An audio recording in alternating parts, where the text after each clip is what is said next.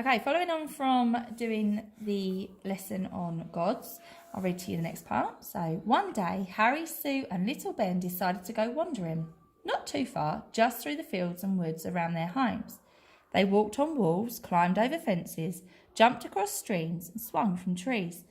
They dared one another to dash and leap through empty spaces, which could be a little scary but great fun. After a while, they lay down on the soft turf beneath a gnarled old tree and beside a sparkling stream, and they rested. All of a sudden, little Ben said in surprise, as he'd never thought of it before, "This is a very peculiar world." He looked up at the clouds. "Why are there so many gaps and spaces in it?" he yelled. The gods took no notice. "It needs more things in it," he said. Still no notice. Little Ben sighed. "Have you ever looked into an empty space?" he asked his friends. "Of course we have," they said. "Sometimes," little Ben continued, "when you look into an empty space, you kind of see something in it." "Something in an empty space," said Harry. "Yes," said Ben. "You can sort of see what's missing from it." "Like what?" asked Harry. "Like a mouse." "A mouse?" said Harry. "What on earth is a mouse?" "I don't quite know," said Ben. He wrinkled his nose and scratched his head. "It's a kind of mousy thing, I suppose."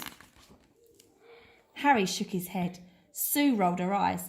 "Yes," said Ben, "it's a mousy thing. A funny little squeaky scampery thing. Then it's just like you," said the others.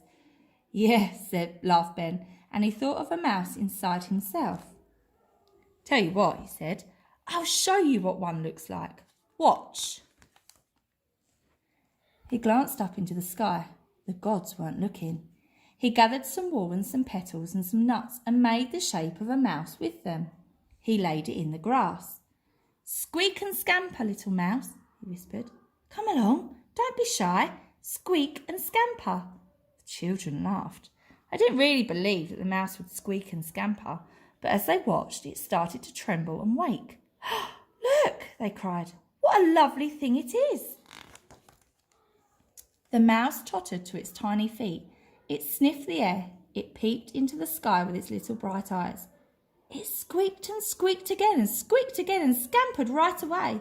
The children clapped their hands. It seemed quite at home, they said.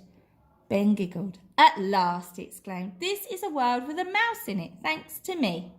And the children lay on the grass and thought of the mouse running through the fields and forests and the empty spaces, and through their minds they were very pleased. And the gods, they hardly seemed to stir at all.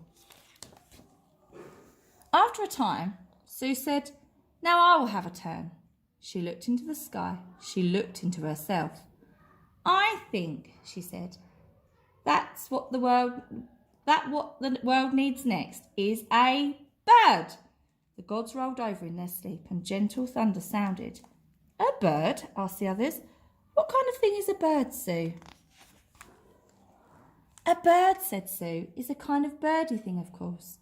It's a thing that sings and flaps its wings and it flies." "Yes, that's it. It flies through the empty air." The others giggled. "You're just making that up," said Harry. "Of course I am," said Sue. And surely, said little Ben, "there couldn't possibly be a creature like that, could there?" "Yes, there could," said Sue. "Just watch." So she collected some sticks and she gathered some leaves and she picked some grass and she made a bird with them. She cradled it in her hands and held it up to the sky. "This will never work," said Harry. "Sing, bird, sing," said Sue. "Come along, sing, bird, sing." And as the children watched, the bird opened its eyes and its small, sharp beak, and it sang the sweetest of songs. They gasped. "That's so beautiful, Sue." "That is nothing," she said. "Just watch." She held the singing bird close to her face. "Now, little bird," she whispered. "Fly, go on, flap your wings, fly away." Nothing happened, so she said it again, and the bird trembled in her fingers, and she said it again. "Fly, little bird, fly." And the bird kept on trembling and singing, and Sue said it all again and said it all again.